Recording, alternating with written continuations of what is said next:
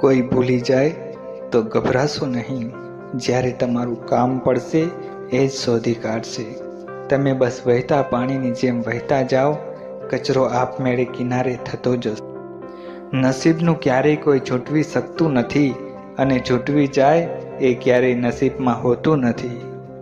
જ્યારે કોઈ હાથ અને સાથ બંને છોડી દે ત્યારે કુદરત કોઈ આંગળી પકડનાર મોકલી જ દે છે. કદાચ આનું નામ જ જિંદગી છે. એવી વ્યક્તિને ક્યારેય પરાજિત ન કરી શકાય જેની પાસે શક્તિ અને સહન શક્તિ બંને હોય.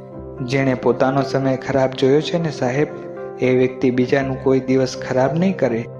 વિધાતાએ લખેલા લેખ અને મા બાપે આપેલા સંસ્કાર ક્યારેય ખોટા નથી હોતા.